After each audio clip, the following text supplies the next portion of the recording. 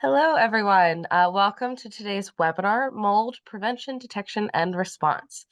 Before we get started, I have just a few housekeeping notes and community guidelines to mention. If you have any sound or technical issues today, please let me know in the chat box with a direct message. I'm the little person that says DHPSNY. This webinar is being recorded, and the recording will be sent out to all registrants within the next week or so. And we will be doing a brief Q&A at the end of the session, but please feel free to send all of your questions through the chat box at any time throughout the presentation, and then we'll go through them all at the end. And finally, we ask that you hold each other with mutual respect, come to the space teachable, and stay engaged with our presenter throughout the program. So now I just wanted to share a little bit about the Documentary Heritage Preservation Services for New York program. DHPSNY, as we like to call it, is a collaboration between the New York State Archives and the New York State Library, with services provided by the Conservation Center for Art and Historic Artifacts. DHPSNY is a statewide program that provides free planning and education services to support the vast network of collecting institutions such as archives, libraries, historical societies, museums, and other organizations that safeguard and ensure access to New York's historical records and library research materials. DHPSNY services include archival needs assessments, preservation and condition surveys, strategic planning assistance, and access to a variety of educational programs, such as this webinar. To learn more about our services, please visit DHPSNY.org. And with that, I'm going to pass things over to Maddie to get us started. Hi, everyone. Hope everyone's having a good afternoon so far. So welcome to Mold Prevention, Detection, and Response. My name's Maddie Cooper. I'm a preventive conservator at the Conservation Center, and I'm also a mold enthusiast. So we're going to dig pretty deep into it today, but if you have any questions, please feel free to drop them in the chat, or happy to chat with you about them at any point in the future. I'll make sure that you have my email as well. Okay, so let's get into it. Mold on heritage collections is a huge topic, and while it might not be the most pleasant thing to chat about, it is very important, and I bet some of you have had to deal with it in your own practice and your own careers. Today, we'll be trying to touch on some of the big issues with mold, but we're just barely sort of scratching the surface of the petri dish, if you will. If this presentation leaves you desperate to learn more about mold, there are lots of great resources that are out there, and we'll look at some of those as well at the end of the presentation. Today, we're going to look at mold origin and growth, things like what it is, where it comes from, why we don't want it growing on our heritage collections, mold prevention, how to keep it from occurring in the first place, mold detection, how to determine if there's a mold problem, the extent of the problem, and whether the mold is active or inactive, and mold response, so how to deal with a mold situation safely for both objects and people. Lastly, we'll talk about this throughout the presentation, but when and how to get help.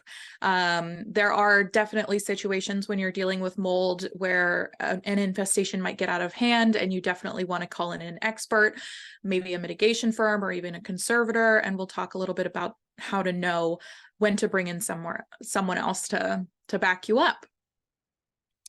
Okay. So I'm sure you all know what mold is, especially if you're here today, but it's worth taking a closer look at where mold originates from, as well as its structure, life cycle, and the reproductive cycle of mold, because it's meaningful for how we can prevent and deal with it. As you probably heard somewhere along the way, mold is everywhere at all times. We can never completely get rid of it, and we wouldn't even want to if we could. It's necessary for many helpful environmental processes, like the breakdown of dead plant and animal tissue and the release of nutrients needed to support living things. And there are other beneficial byproducts from mold, things like penicillin and cheese, which are beneficial to some folks at least. The amount of mold spores that are suspended in both indoor and outdoor air is totally dependent on the location, and it can change with the time of year, the time of day, and even within the hour. So it's really volatile. A lot of mold can be packed into a small amount of air, and every day you and I are constantly breathing in mold spores, even if we don't realize it. According to this article from Ars Technica, the number of spores we breathe in on an average day might be somewhere between 1,000 and 10 billion spores, which is, I think, kind of an interesting statistic, and one that doesn't really tell us anything except for that there's a lot of mold out there and we may or may not be breathing in more or less of it. That might freak you out, but personally, I think it makes me feel a little bit better about the whole thing. It's totally normal. So how does mold get into the collection in the first place? Well, knowing that mold is in the air and everywhere at all times answers part of that question. Sometimes, if the conditions are right, and we'll look at those conditions in a minute, mold spores in that air that were previously inactive can become active again. And then you have a mold problem. So when we're talking about mold and cultural heritage, we're really talking about active mold as being that problematic scenario. Mold is also carried on dusty surfaces, in food, and on fresh flowers and plants. Sometimes an object has inherent vice where contamination occurred during the object's production.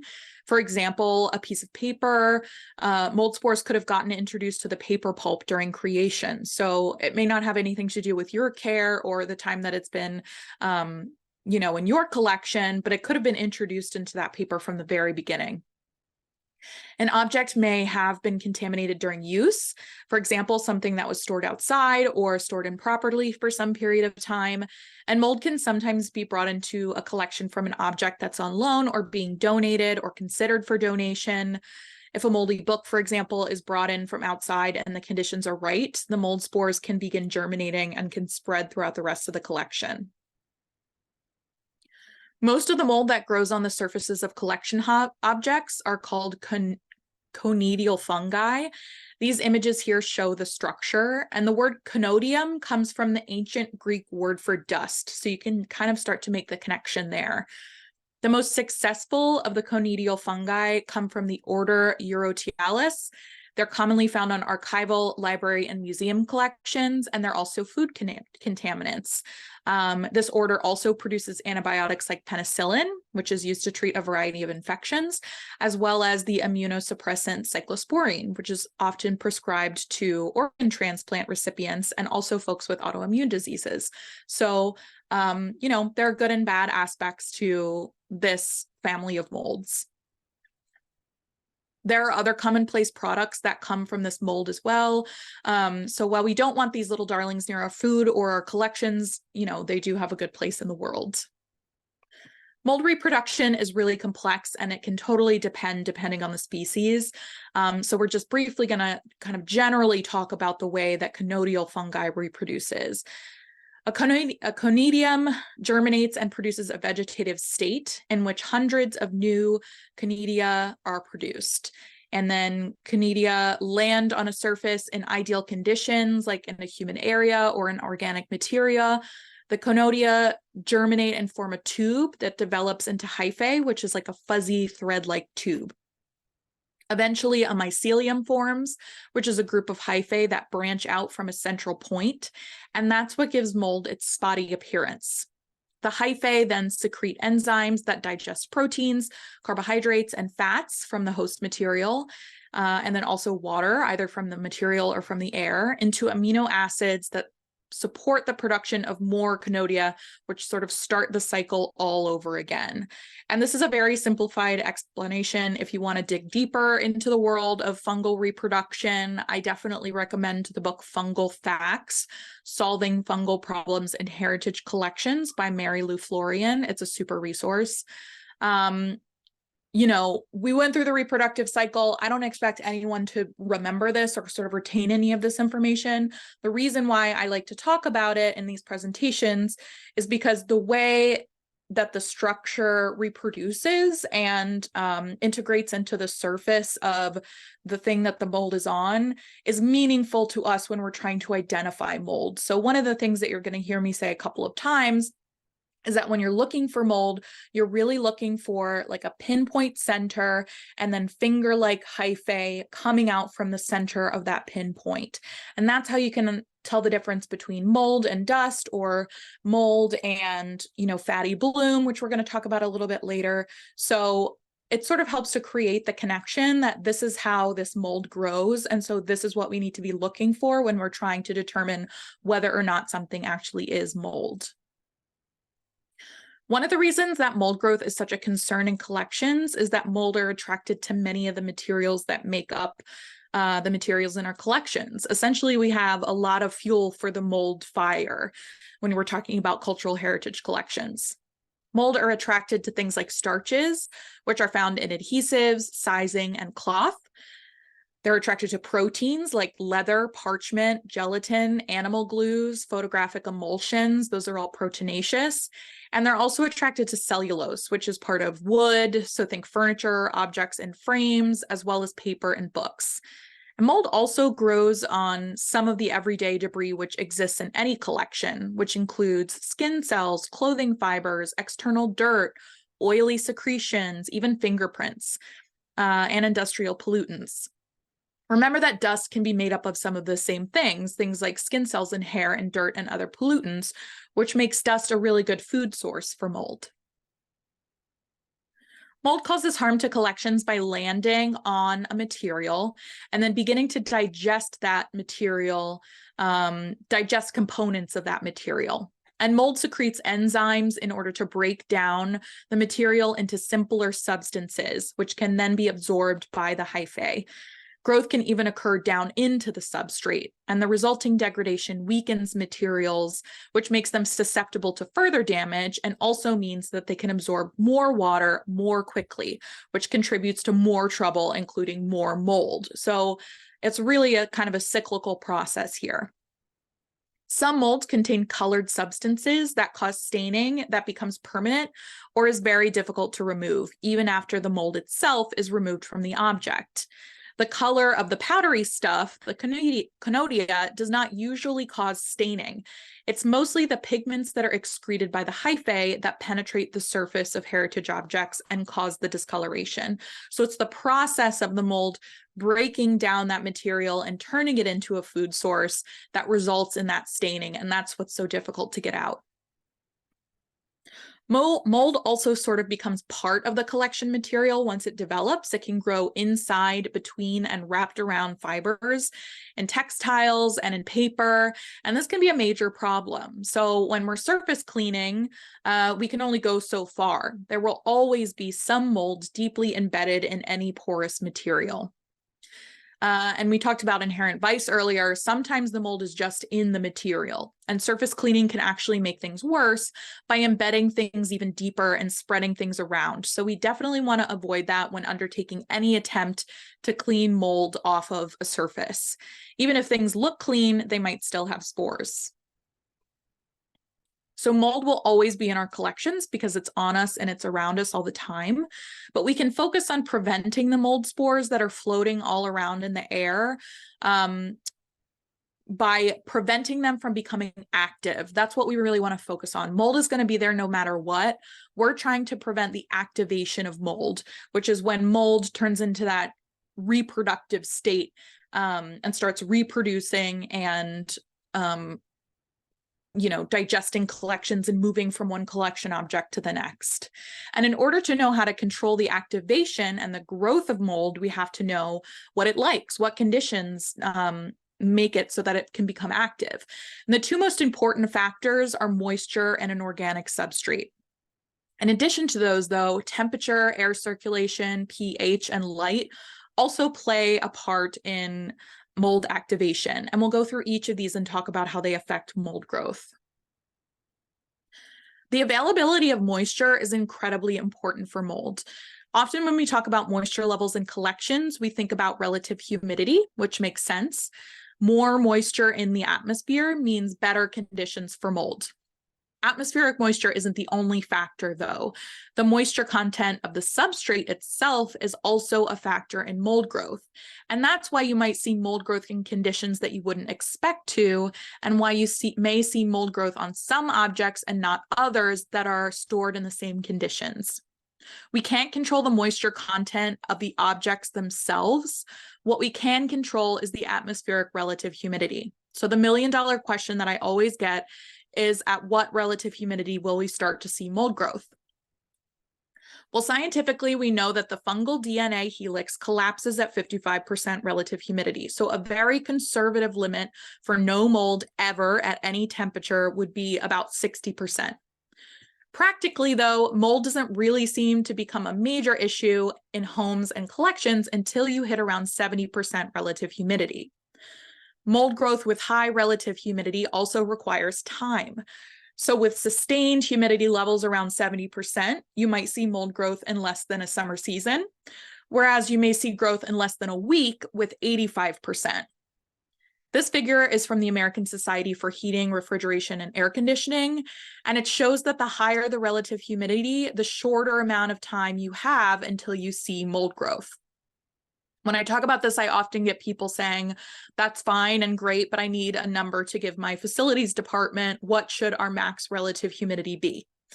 And I'm a conservator, so my answer to basically any question is it depends, but I understand the need for guidelines.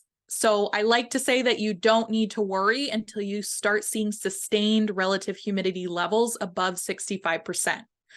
The way most buildings circulate air means that there will be a stagnant air in your collection storage spaces that have higher relative humidity than what you're seeing on your thermostat or even in your data loggers. So when you get up into the 65% range on your data loggers and your thermostat, there's probably a couple pockets in the collection area that are around 70%, which is when you start to see that risk of mold. I'll also say, though, that remember, those conditions have to be sustained in order for mold to really grow and thrive. So if there's, an hour or two during the day where you hit 65%, you don't need to start ringing the alarm bells. It really has to be a sustained high relative humidity in order for atmospheric moisture to create a problem for you in terms of mold. Sources of moisture include high humidity in the immediate environment, poor air circulation. We talked about how this can cause pockets of elevated relative humidity that otherwise seems pretty dry. A good rule of thumb is that usually the highest humidity in a room is right next to the coldest surface, and this might mean near windows, near the floor. The coldest surface will be the location where condensation begins to form. And this is one reason why it's recommended to avoid having an exterior wall in collection storage areas. Water can also come from a flood or from a leak, maybe from a roof issue or a broken pipe as a result of activated fire suppression system. Water can really come from anywhere. So when we're talking about humidity, we're talking about atmospheric moisture, but when you're talking about liquid water, really any amount can cause a mold outbreak. Mold growth can occur between 40 degrees Fahrenheit and 100 degrees Fahrenheit, but most mold grows in a more narrow range of 59 to 95 degrees. The temperature that mold prefers can vary based on other factors, but generally around 86 degrees Fahrenheit is the sweet spot. It can also lie dormant at sub-zero temperatures, and this is why freezing is recommended as one course of action for dealing with an outbreak, but there's a misconception that normal freezing kills mold. It doesn't kill most mold. The spores basically just chill out in the freezer is what's happening. Remember that mold spores are tough. They were designed to live outside and endure the elements. Their mold is ancient, it's survived this long. Freezing is a very important step for inactivating mold, and it can also help buy you time so that you can get the right help, but normal freezing is generally not a solution in and of itself. It can kill certain types of mold at certain life stages, but unless you're a mycologist or a microbiologist, it's really difficult to determine what stage mold is in just by looking at it. And when we're looking at mold, we're usually seeing multiple life stages going on. So when you see mold, it's best to assume it's just inactive, not necessarily killed. Air movement is also very important. It helps to regulate pockets of high relative humidity in a space, and it increases the evaporation and drawing of moisture.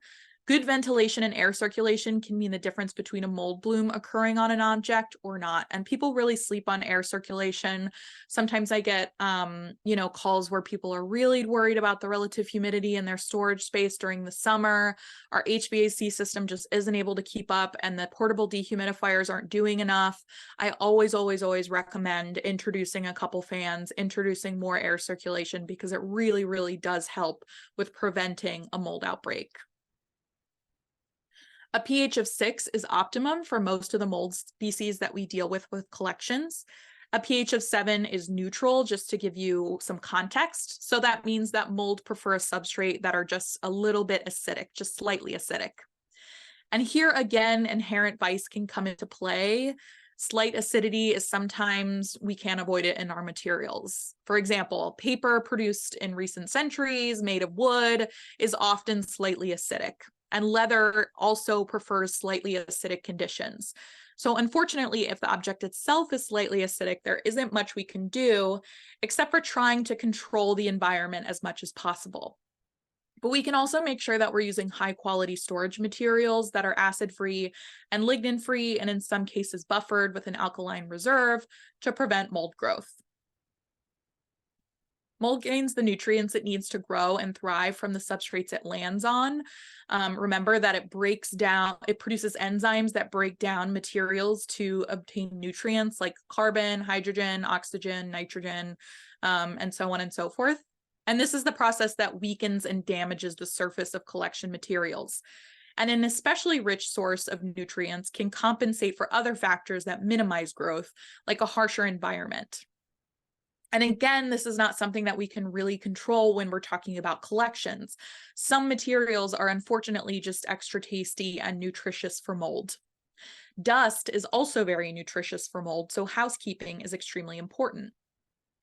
A note here that a favorite food source for mold is cellulose, which is present in the semi-synthetic plastics, cellulose acetate and cellulose nitrate, which were used throughout the 20th century. And you might be thinking like, oh, well, mold like cellulose, so those plastics might be able to get moldy. And the answer to that kind of thought is yes and no. Mold can break down the cellulose in these plastics, but it requires an enzyme called cellulase, which you really only see in highly biologically active soils. So your cellulose acetate comb may get moldy if it's buried in a compost pile, but in normal collection storage situations, you're not going to see mold on plastic unless the mold is growing on dust that has accumulated on that plastic. Mold is also affected by light in certain ways. Remember that it's a fungi, and fungi lack chlorophyll, so light isn't a big factor in the growth or metabolic process. But some molds use light to aid in spore production and spore dispersal. Other mold is diurnal, meaning growth accelerates in the dark and then slows when exposed to light. That's what creates the concentric circle growth patterns that you see, that you can sometimes see on mold, and that's what you're seeing here in this image. So light's a factor, but the response depends on the species of mold at hand. So I know we went over a bunch of stuff and talked a lot about biology and chemistry, but just some key takeaways. In general, higher relative humidity equals more mold growth. You don't want to see sustained relative humidity above 65%. Other favorable factors for mold growth include high temperature, stagnant air, and dust. So keeping up with your environmental management program, keeping up with your housekeeping program, and keeping air moving generally is a good way to prevent mold from becoming active. Because moisture is such an integral ingredient in mold growth, looking for signs of moisture is a good way to start when trying to detect mold. Most musty odors, cockled and distorted paper, warping of wood, and tide lines in paper, textiles, leather, etc. are good indicators of moisture exposure. Even if the object is no longer wet, it's likely that there is some dormant mold growth left over from the water event that caused those changes.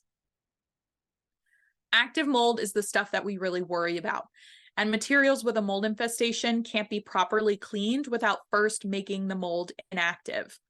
You'll recognize active mold by the fact that it's often furry or fuzzy. If you brush it with a soft brush, it will appear to smear, but try not to do that because you're spreading it around. So what I like to do in general is put on a nitrile glove and just kind of barely touch the surface and see if it smears. Active mold is described as being similar to eyeshadow, if that's helpful to you. It can spread, you know, it's dry, but it's got enough moisture in it to leave behind like pigment as you're rubbing it across the surface. Whereas inactive mold is very dry and powdery. It's very easy to brush away from a surface without smearing. It resembles kind of like a very dry chalk dust. So here are some examples of active mold on collection materials. On the left is a book covered with that furry active mold. This one is pretty obvious. On the right is moldy leather. You can see this one is also displaying this fuzzy texture. A pocket microscope or a jeweler's loupe are two inexpensive options that can help you get a closer look and may help you determine if there are any hyphae. Remember those like little finger-like structures that are branching out from the central point. Using a raking light can also help. A headband magnifier is still reasonably affordable, and that can also help you determine whether or not you're looking at mold and whether or not that mold is active. Here's another example of active mold. This again has that three-dimensional quality, and if I were to touch it with a gloved hand, it would smear rather than just brushing right off. These are two examples of inactive molds. They're dry and powdery, but keep in mind it's not really possible to determine if mold is inactive based on, these pictures alone. The dry powdery texture is the biggest indicator. So it's really a sort of a textural thing more than just a visual thing. Another indicator might be the environment that they're in. If the area has maintained a sustained relative humidity below that 65–70% for at least the past week, the mold's probably inactive because it doesn't have enough moisture in order to become active and sustain its reproductive cycle. Some mold appears as splotchy discoloration or dark patches, which you can see in the gutter of this ledger on the left. On the right is a cellulose acetate negative, which exhibits very distinct sites of circular growth. And that's going to be really important when we start to talk about the difference between mold and things that look like mold, like fatty bloom and plasticizer migration. With mold, again, you're looking for a central point with those hyphae fingers that grow out from the center. Pretty much any material in your collection has the potential for mold growth if it's made of an organic substance. On the left is a magnified photograph of a basket, and you can see the spores very clearly. Mold that spreads in a closed book, like the image that you see on the right, can cause staining that looks like a Rorschach blot. And there are a lot of little holes and weak spots in this paper, which is another effect of a mold outbreak. These areas of loss where the paper structure has become weak and deteriorated. There are some things that aren't mold, but can really look like mold and can give you a good freak out. One of those imposters is foxing, which is a descriptive term for the scattered spots that are often seen in books and works on paper. Foxing is usually reddish brown, but it can also be yellow or sort of black in color. And there's uncertainty about what causes foxing, what that exact process is. But one of the proposed explanations is related to fungal activity, but foxing isn't mold or a mold stain. One way to tell is that what you're looking at as foxing is if it's embedded in the paper and doesn't have a surface texture. It can't be brushed away when you brush the page. Also, if you look at it under a microscope, you won't see those hyphae. Dust and dirt are also good mold impersonators. Dust, again, composed of a variety of organic and inorganic material. Dust can include sand, pollen, hair, skin, paper, textile fibers, dirt, dust, dust mites, and it can look like that furry, kind of fluffy, textural mold. But mold is usually more selective than dust, and that mold will follow moisture and food sources, so it doesn't really create a uniform surface coating. Dust, on the other hand, tends to appear in a uniform, soft, powdery coating that can build up along like vertical edges as it becomes thicker, but in general, it's a pretty even coating. Be suspicious of uneven coatings of dirt, and to tell the difference, again, look for those soft thread-like hyphae under magnification or using raking light. Dirt tends to have a distinct gritty particles where mold doesn't. Tide lines are the discolored areas that appear when a material like paper or a textile is exposed to moisture or gets wet. The subsequent degradation or migration of dyes and dirts creates an area that tends to be lighter in the center and darker at the edges. And tide lines might look like mold. This paper artifact might look a little bit like the Rorschach test one that we saw a little bit earlier, but they're not going to move. Those tide lines won't move when you try to sweep them away. Mold growth patterns do often follow tide lines because they are areas that were exposed to moisture. So if a tide line is furry or appears to also have some sort of particulate matter, there may have been some mold growth along for the ride there as well. Fatty bloom, also called spew, is really easy to mistake for mold. And fatty bloom occurs when oily components in leather come to the surface and react with the air to create a film or crystalline deposit. Fatty bloom occurs on leather objects that are dressed as part of their production or throughout their use and care. And bloom is usually caused by fluctuating temperature and relative humidity. So some of the same conditions that can cause you to start to see mold growth can also cause you to see fatty bloom, which is a little bit confusing. When you're questioning whether something is mold or fatty bloom, again, use magnification and look for those hyphae, which don't occur with these blooms. Fatty bloom tends to have a crystalline structure, which you don't really see with mold, which is much more thread-like. So this is another example of fatty bloom, and this one is a lot trickier. It's got that fuzzy look of an active mold infestation, but if you were to look at it with magnification, you would see a crystalline structure rather than those kind of finger-like hyphae. And the coverage is also a little bit more uniform and less spotty than a mold infestation would be. These images came from the Miami University Library, and in the blog post, the person who wrote the blog post talked about trying to determine whether or not this was mold or bloom. And what they ended up doing was scraping a little bit with a metal micro spatula and then putting it over a hot plate, and it immediately melted, so they could tell it was waxy, whereas a mold wouldn't have done that because it doesn't have that wax component. I had never heard of that before, but I thought that was an interesting approach. As long as you're doing it with PPE and you know, a good amount of safety, then I think it's a good strategy for determining whether or not you have mold or fatty bloom. Efflorescence is another phenomenon that's sometimes mistaken for mold. The mechanism for efflorescence is similar to that of fatty bloom and also to plasticizer migration, which we'll touch on in a second. It occurs on porous stone, wood, and even low-fired ceramics. And efflorescence occurs when salts that are in the body of those materials migrate to the surface and react with the air to form crystalline deposits.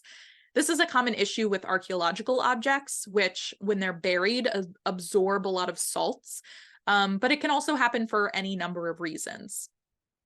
Similar to fatty bloom, the trigger for efflorescence is often fluctuations in temperature and relative humidity. And the difference between fatty bloom and efflorescence is that bloom is fat-based and efflorescence is mineral-based. So where bloom is waxy and melts with applied heat, efflorescence is dry and crystalline. Finally, I want to talk about plasticizer migration, which is another phenomenon that can be easily mistaken for mold. It's similar to bloom and efflorescence in that it's a mobile component of the plastic moving to the surface and interacting with the air around it. It's also similar in that it's exacerbated by temperature and relative humidity fluctuations. In this case, however, it isn't salt or fat, it's the synthetic plasticizer or another additive that was added to the plastic during manufacture. Here's some more examples of plasticizer migration. On the left, you see a waxy film, and on the right, you see a gooey residue. Okay, so when we're talking about mold identification, it can get a little bit tricky, but just some key takeaways. If you're thinking it might be mold versus something else, we're always looking for those hyphae, those string-like hyphae. There are two different types of mold. There's active mold and inactive mold, and active mold is the one that we're worried about because it's in its reproductive state. If it's active, then it has enough water content in order to reproduce. So it's going to be smeary, it's going to be fluffy, and it's probably going to be located on a material that's either wet or has been located in a really humid room for an extended period of time. Inactive mold is dry, it's powdery, and it's probably located on a dry object that's been in a low or moderate relative humidity area. Things that are not mold but might trip you up are foxing, efflorescence, plasticizer migration, and fatty bloom. Telling the difference can be really tricky. So I just want to make sure that you know that you can always reach out to us at the Conservation Center, send some really detailed pictures. We might be able to help you out making those distinctions. So you've identified an object or an area that is affected by mold, and here's what you want to do next. First, you want to isolate that item or that area from the rest of the collection. If it's one or a few objects, you can store them in a sealed plastic bin or bag and move them to a non-collection area once they've been totally sealed in plastic. For larger infestations, we want to isolate the area and deal with the outbreak in situ if that's at all possible. Isolation is going to help stop the mold growth. Other ways to stop mold growth include mitigating those environmental factors, like lowering the humidity of the space, finding out where moisture is coming from, if it's a leak, if it's rising damp, whatever, and dealing with the source of that moisture.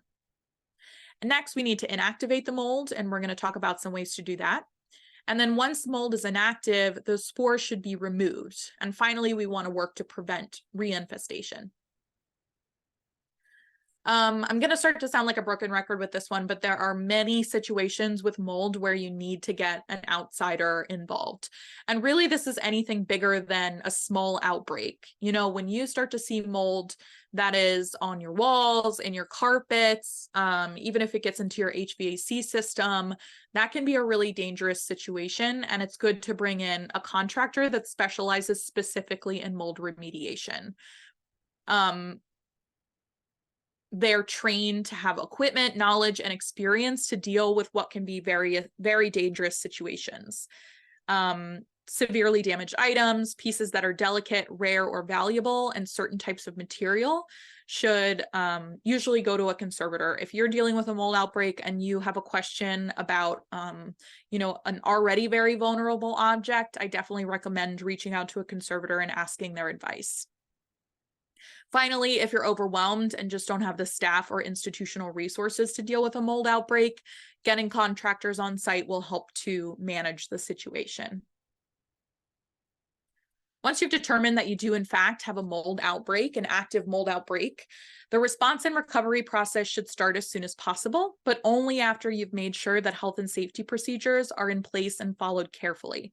Health and safety is the most important thing to keep in mind when dealing with mold, because both active and inactive molds can cause health effects.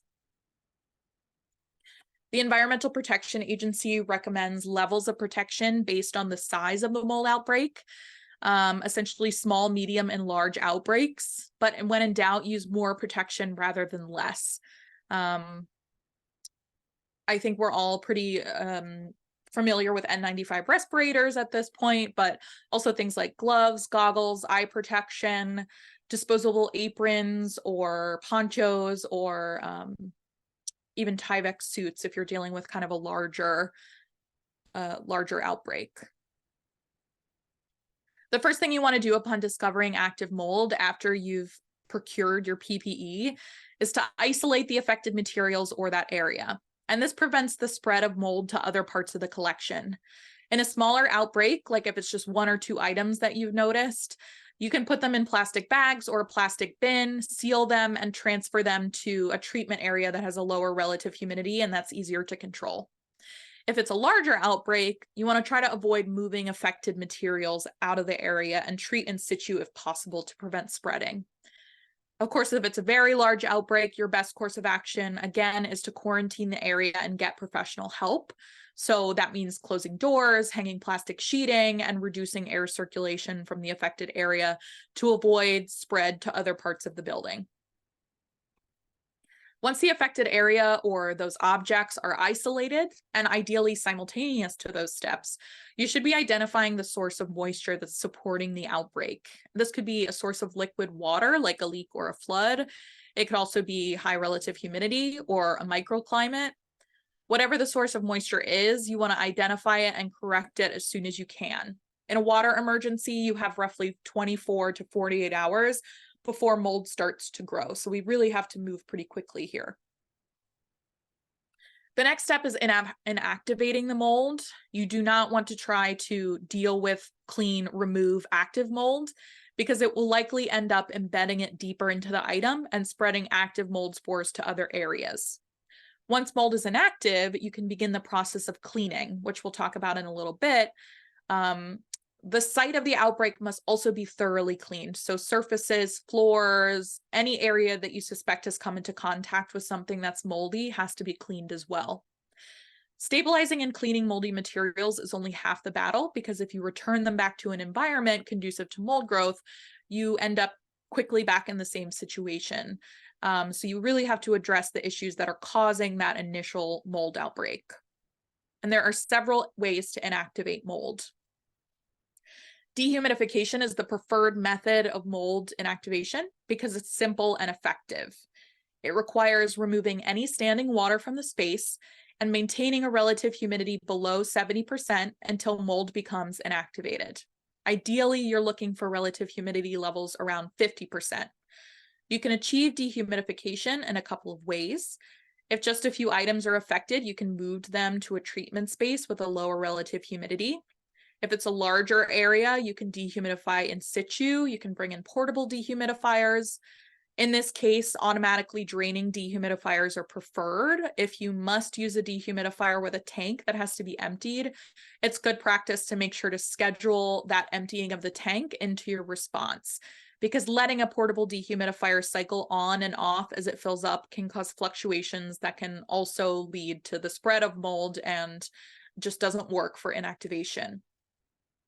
Increasing air circulation also helps lowering the relative humidity, but you really want to avoid spreading spores. So if you're using fans, they should not be pointed at collections or areas that have been affected by mold. They should be pointed away, and be careful to create too much circulation in the area, or circulation into things like air vents. In the case of large-scale infestations, commercial dehumidifiers might be required, which is a service offered by disaster remediation vendors with restoration contractors. With this process, moist air is pumped out of the affected area, sent through a system of desiccants, and then dry air is pumped back into the area. Desiccant drying brings humidity control into a space, and it can be a good solution for dehydrating mold in situ, so that it can be removed, particularly when the outbreak is large, when it's affecting an entire room or several rooms. It's important to note that a service like this can be expensive, and it may not be feasible for every institution, but it's definitely a good option to know about. I'll say here as well, if you're dealing with a large outbreak and you're needing to bring in a contractor, bringing in a contractor that specializes in dehumidification of collection spaces is crucial, because if they're just a commercial dehumidifier who specializes in drying out like homes or architectural features, they're probably going to do that using high heat dryers, and you don't want to be applying, you don't want to be blast heating your collection storage area. We have to dehumidify using desiccant drying rather than heat drying in order to kind of protect those materials. If the situation can't be handled with dehumidification, freezing is always an option. If you're dealing with multiple moldy or wet objects, freezing buys you time while you figure out what your next step is. I mentioned earlier that freezing doesn't kill all mold, but it does inactivate it. And inactivated mold still needs to be removed from an object. And when I say frozen, I mean placed in an environment where the temperature is -4 degrees or below. -10 to -40 degrees Fahrenheit is actually ideal. The colder, the better. But the reason I give you this -4 number is that certain species of mold can continue to grow at temperatures higher than -4 degrees. Although conservators always tell you to avoid UV light on your objects, in the case of a mold outbreak, it can sometimes be the lesser of two evils. Either a sun lamp or a UV lamp can be a good source of UV levels necessary to deactivate and dry mold so that it can be removed. Because UV light can be very damaging to paper and photographic materials, it's recommended that your exposure time is limited to less than 30 minutes. And you definitely need to keep an eye on collections in these scenarios, but using sunlight to inactivate mold is something that I have had experience doing in the past, and it has been successful. A quick nod to a few other options that are sometimes discussed. Gamma radiation exposes the item to a low dose of radiation, and this process is also used to sterilize things like medical equipment. Ozone treatment introduces a high level of ozone, which can kill mold and other living organisms and reduce odor in a space or a building. And then there are commercial fungicides that may be used, though they're not always effective and can leave toxic residues behind. We generally don't recommend any of these solutions for collections themselves, just because they can cause damage that more gentler methods like dehumidification and even UV exposure won't cause as much damage. These might not be the ideal solution for inactivating mold in your collections, but it's definitely something to be aware of. So once we've inactivated the mold, the next step is cleaning inactive mold spores off of an object. Again, we want to make sure that mold spores are inactive, because active mold smears, it can become further embedded into the object and it can spread. We also don't want to clean mold, even inactive mold, off of items that are in poor condition or that have sensitive surfaces. Again, those are scenarios where you might want to reach out to a conservator. Cleaning inactive mold should ideally happen where there's a lot of air circulation. So if you can do it outdoors, or if you're going to do it indoors, it's important to have a fume hood with a mold trapping filter or an extractor with a mold trapping filter, which is, if you're talking about a small or medium-sized institution, you're probably not going to have those options. So outdoors is definitely a good option. And you also want to use a variable speed vacuum with a HEPA filter. We don't want to use a normal household vacuum for mold cleanup, because aside from cross-contamination, a household vacuum doesn't have, most household vacuums don't have HEPA filtration, which is the filtration that you need in order to filter out mold spores. So this is a Nilfisk here. Maybe you're familiar with Nilfisk. These are great products. They're also very expensive. You can find other HEPA filtered vacuums on the market. Also pictured here is a micro toolkit. These can be really great for vacuuming objects. There are different techniques for different materials, but in general, you want to vacuum from the outside in using a micro attachment or a brush attachment that's attached to the vacuum nozzle. Or if you're not using a brush attachment, you can use a soft brush to guide spores directly into the nozzle. And this is important because the last thing we want to do is lift up those spores and blow them around. Once you're finished vacuuming, if there are stubborn residues, you can use a vulcanized rubber sponge to gently remove them. Again, it's important to clean all areas that have been affected by mold. That includes workspaces, shelving where moldy materials have been located, etc. If you're talking about non-porous, non-collection surfaces, a cleaning solution that works really well is to use 40% isopropyl alcohol with water and just wipe things down. You can also use a dilute Lysol type product. Some people like to use bleach, but it's important to know that there are some bleach resistant strains of mold. So it's important to be careful and follow precautions when you're using bleach, and make sure that all surfaces have a chance to dry completely before objects are returned to those spaces. So some key takeaways when it comes to mold response. When we notice an active mold outbreak, the steps that we need to take are to isolate, stop, inactivate, remove, and prevent. And then, of course, mitigating future risk. We're really trying to prevent mold from happening in the first place. But even if we do have a mold outbreak, making sure that it doesn't happen again is definitely a priority. Establishing the necessary policies to control risk is really important. These include solid emergency preparedness and response planning. Ideally, your institution should have procedures in place for handling an incoming object suspected of having a mold infestation. Having an isolation and quarantine plan is really great for dealing with other pest infestations like insects as well as mold. And then maintenance and housekeeping plans, which support regular cleaning schedules.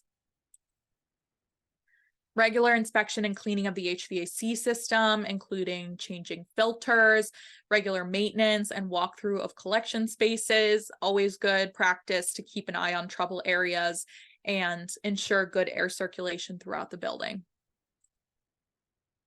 And then again, we talked about dust a lot. Housekeeping is major here. Regular dusting keeping objects inside enclosures, vacuuming instead of sweeping, and policies that outline the use of food, drink, live plants, and flowers, which are all ways that mold can get into a collection space. To reduce the potential for future outbreaks, again, we talked about trying to achieve environments where relative humidity stays below 65% most of the time. It's when you start to see those relative humidities at or above 65% for sustained periods of time that you can start to risk mold growth caused by atmospheric humidity alone. And then, we're talking about collection storage. Oftentimes when we're talking about mold, we're talking about storage areas. It's always good practice to store materials to avoid storing materials in basements or damp attics. I understand that this isn't possible for everyone, but just trying to create a dry space for collections to live can be really helpful here. Storing collections at least 4 inches off the floor is going to protect them in the event of a leak or any scenario where there's standing water.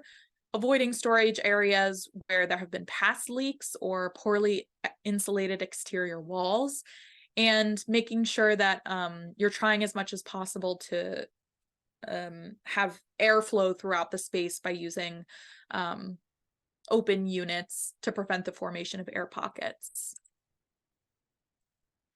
And then just some resources, and I can make sure that you have access to these. I can send out these slides after the presentation, but just some familiar faces. The American Institute for Conservation Wiki has great information about mold.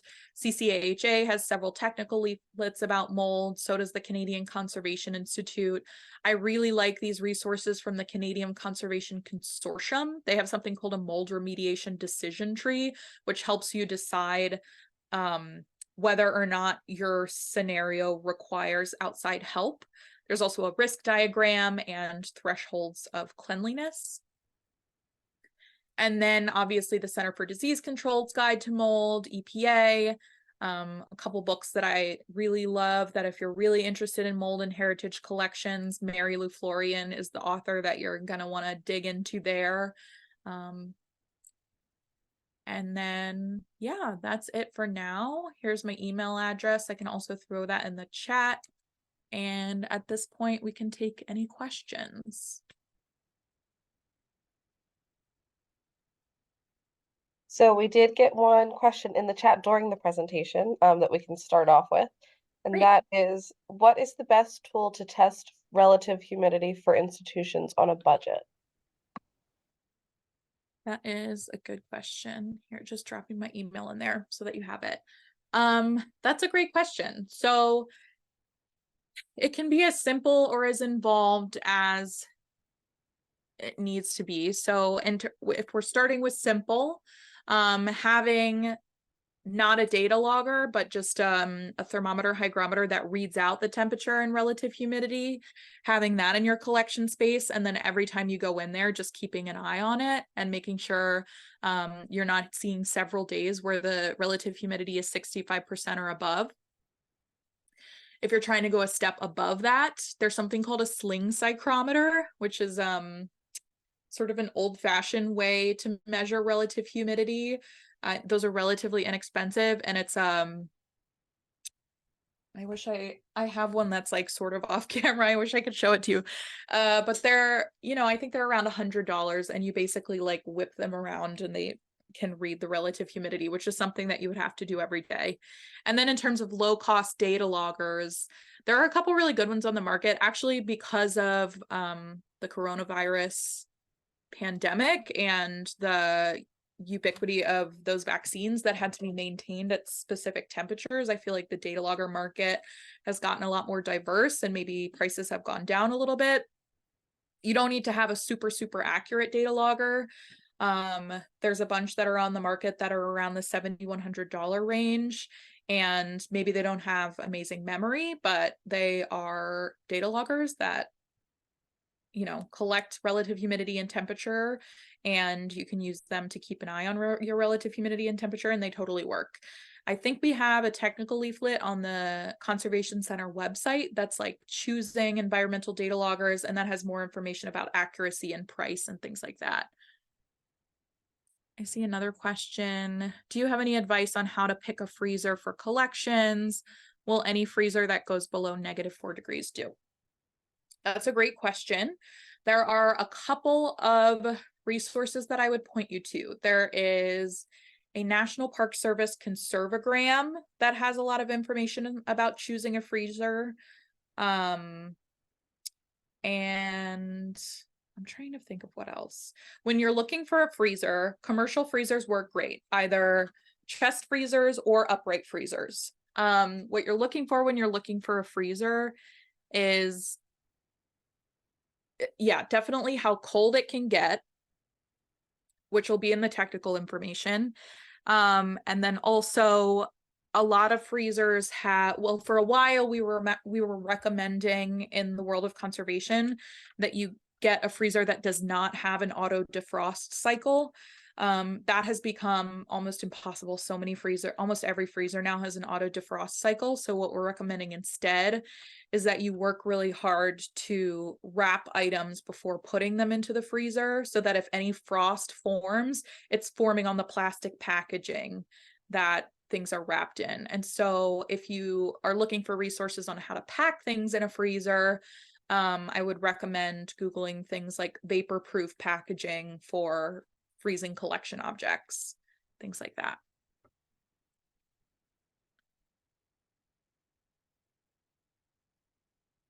Any other questions?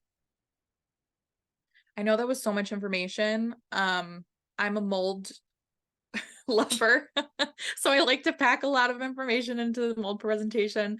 Definitely, you don't have to take away everything that we talked about today. I think a lot of people get really nervous about mold, and it's true, it is a really difficult thing to deal with in collections, and it can get totally out of hand. But there's a lot of information out there that is available to help you, and something that the Conservation Center deals with a lot. So if you ever have any questions, feel free to reach out to us. Best source on health risks of inactive mold. That's a really good question. I don't know that I have like a best source. I think probably my go-to would be the literature from the Center for Disease Control. I wonder if OSHA has literature on mold that would be helpful. We have a ton of powdery inactive mold, but it still keeps spreading. Am I reading its status wrong? Why does it keep showing up if it's inactive? I mean, if it's truly inactive, it wouldn't spread. So it's either active or it's possible that it's something like bloom. I don't know. I would need to ask some follow-up questions or have a conversation to try and figure it out. Because if it is inactive, then it's not in its reproductive state, and it won't be spreading to other collections unless it's like physically being spread to other collections, but it wouldn't be growing on other collections. It would have to be active in order to do that. So it's possible that it's active. It's also possible that it's not. Polypropylene pockets to isolate objects that we suspect might have mold exposure. I don't think I'm familiar with a polypropylene pocket, but if it's polypropylene and it seals, then yes.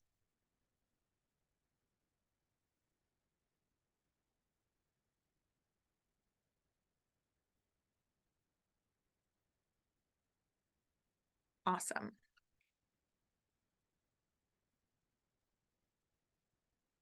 Well, we are just coming up to our hour time, and it doesn't look like there's any other questions coming in through the chat. So thank you, Maddie. This was our last webinar of 2023. So thank you for being our grand finale here. And we have an awesome lineup of webinars coming down the pike for next year. So please stay tuned for that, everyone. All of our stuff will be going up on our website at dhpsny.org/education. Thank you all for being here, and have a wonderful rest of your day. Bye. Thanks, everyone.